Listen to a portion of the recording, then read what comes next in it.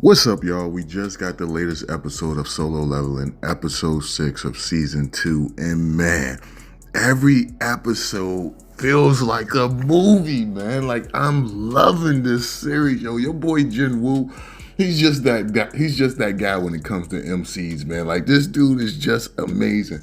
If I was to say I had one gripe about this episode, I would say the fact that I was expecting her to fight side by side with Jinwoo against these high orcs, but that didn't happen. So that would be my biggest gripe. I wanted to see them go in, and I wanted to see what she was capable of, because she is a S rank, warrior, and we haven't seen her actually like fight. We just always see her walking with a napkin, and we don't really know what she's capable of. So when this episode premiered, I'm like, yo, we about to see these guys fight side by side. We might even have a moment where she actually saved Jinwoo, and then Jinwoo sees how much powerful she is compared to him.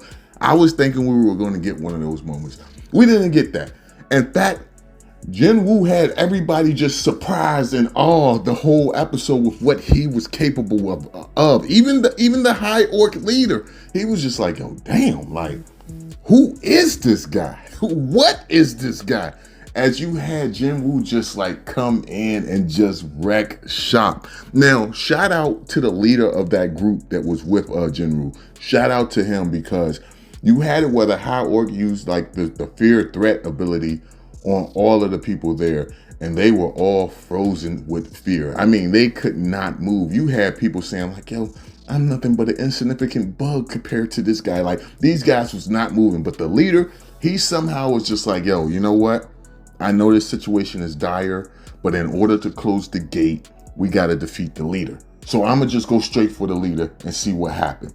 And you have it where the leader just started using some type of gravity ability where he kept lifting the high orc leader started lifting up the leader of the group of the knights and just kept smashing this dude into the ground. Now, Jinwoo ended up saving this guy, but I feel like, yo, Jinwoo waited a little too long to save this guy. I mean, like, this dude was getting smashed into the ground. And then finally Jinwoo says, yo, I got you.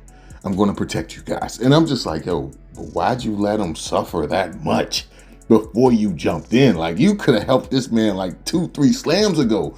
It's been about 20 slams before you decided to be like, yo, nah, I'm going to have to handle this. Like, yo, what the heck?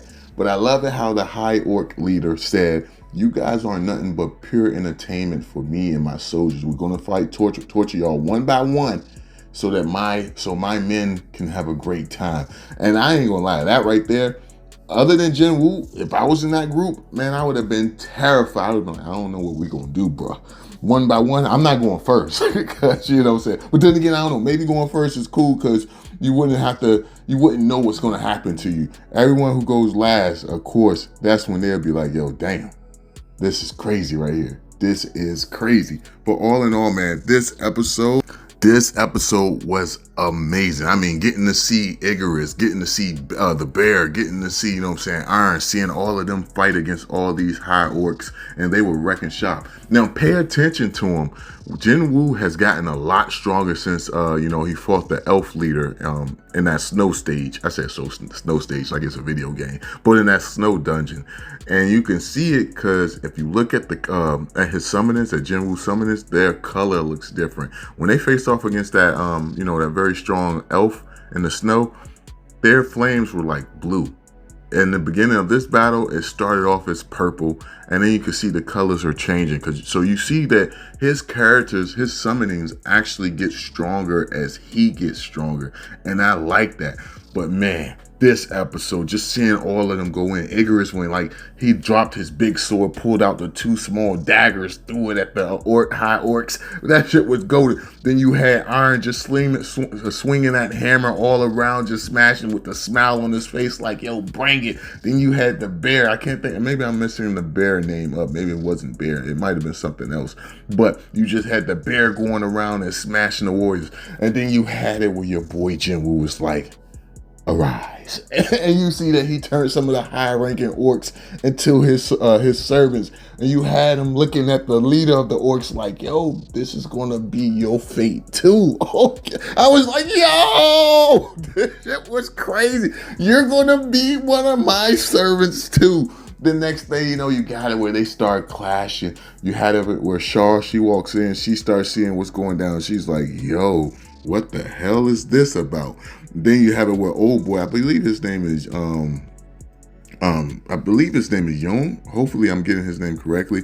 The other guy in the business suit, but you have it where he shows up as well and he's seeing what Jinwoo is capable of. You got it where all these people are just looking like, yo, this dude is able to summon this many warriors, and yo, he has a fucking army. He has an army with him, and they're all going in to take down these high orcs. But you got it where she walks in. She has like one of those, I can't think of what it's actually called, but they use it for mining. And she has one of those in her hand because she didn't have a weapon on her. So, like I said, my biggest gripe is that she didn't help out in the battle. But maybe she will at some point. Maybe they will fight side by side. But you got it where Jinwoo was so invested in this battle. He was having such a great time in this battle that he didn't even notice the appearance of these S-rank warriors that was watching them and observing him. You have it where the warriors that was already in there like, yo, we don't even know what's going on, but we should try to assist Jinwoo. So shout out to them guys for being willing to help out in this dire situation. But of course you have it where that high orc leader looks at them and says like, nah, no one's interfering. And he does like some type of poisoning effect. It looks very similar to what Jinwoo did in season 1 to the group of people who tried to kill him when he first, hunted humans for the first time. And the people, these warriors start coughing up blood, so they're not able to help Jinwoo. But Jinwoo didn't need the help anyway, but he goes in on this battle. And then by the end, he hits a rise on the high orc leader and he makes him one of his warriors. And this one is elite because as soon as he absorbed him, he had to give him a name right then and there. So I'm very curious if there's a number to high elite warriors that he can have. Since the gate told him he had to give it a name right then and there, maybe it's a limit on how many of those he's able to possess. But with his other soldiers getting stronger, could they possibly become high rank warriors? Will Igris at some point become a high elite warrior under his control? Will it happen to Bear? Will it happen to Iron? Will it happen to those characters as well? I'm very curious about that. We'll just have to wait and see. But all in all, this episode was good from start to finish. You have it where after they beat the dungeon, you have it where the guy in the suit, I can't think of what his name, Cho, I believe his name is Cho. You have it where he asked the leader of the knights that went in there with Jinwoo how strong Jinwoo was. And if he thought Jinwoo was stronger than him, because of course he's a S rank as well. The guy in the red suit, I believe his name is Cho. And you have it where a leader of that group says like, yo, I don't think you can go into a dungeon by yourself, an A-rank dungeon, and survive it on your own. Jinwoo can do that because he has summonings that he can summon to make up for his flaws or his downfalls. You can't do that. So I would have to say Jinwoo is stronger.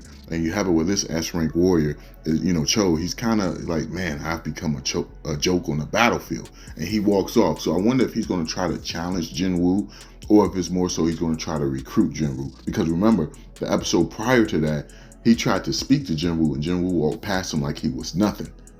Now I don't know if he was doing it because, he felt like he was nothing, or if Jinwoo was just like, yo, I don't want to work with these guys, so I'm gonna just ignore him. So it could be either one of the two, either one.